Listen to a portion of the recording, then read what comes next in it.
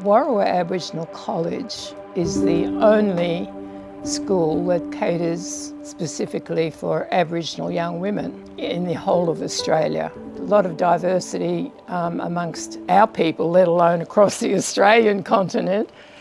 And so it's just that sharing and holding on and having pride in who we are.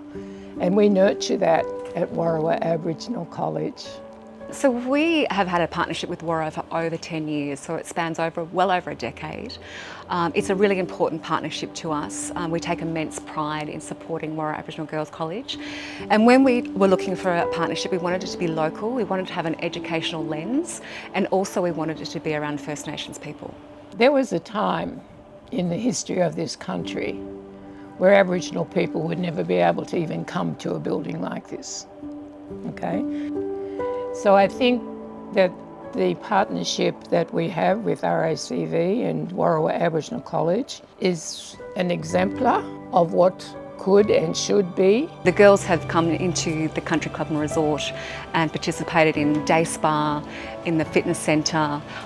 They've also learnt how to make coffee, food and beverage outlets, so it's really well rounded on what hospitality looks like, and also a career pathway if that was of interest to them. I think it's a learning, again, it's about us learning a little bit more about Indigenous culture and our First Nations people, which is such an important part and piece out here, especially in the Healesville region.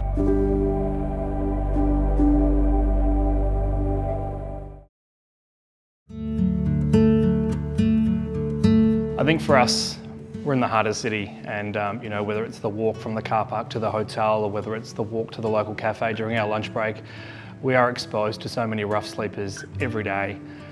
There's over 105,000 people in Victoria who reach out for support to these services, and half of that number itself actually go without a meal every day. So 300 blankets was a perfect fit for that reason. I think for me, it really hit home when we went to Braybrook and set up our first Soul Kitchen as a hotel. We converted a local community centre into a restaurant to feed 100 people a 3-course dinner.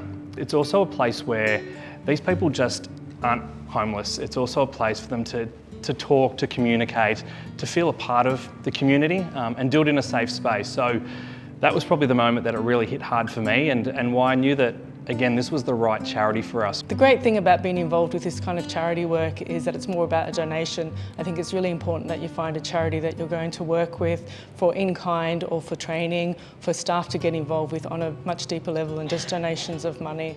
It's about working with that charity and choosing that charity really carefully. We are hospitality professionals, and it's not about putting our hands in our pocket to find money or to raise funds, but using our skill set, what we do every day, and to bring that into life as just volunteer or donation in kind to make these moments happen.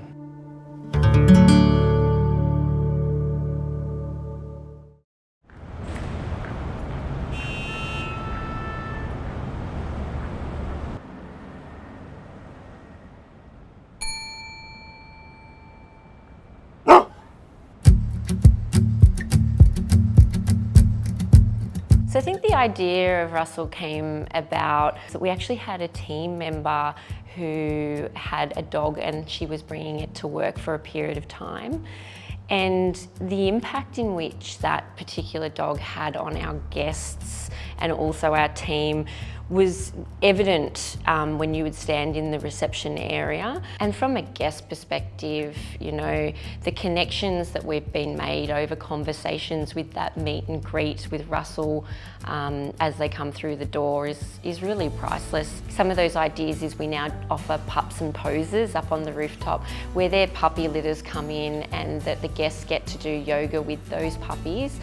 We've had 8 sessions so far. All 8 of those sessions have sold out, and all of those proceeds go to Guide Dogs Victoria. Seeing the reaction of people that walk through those doors that actually you don't know what's going on in their lives, and they do seem like they are distracted, and Russell just makes them stop, and then the smile comes.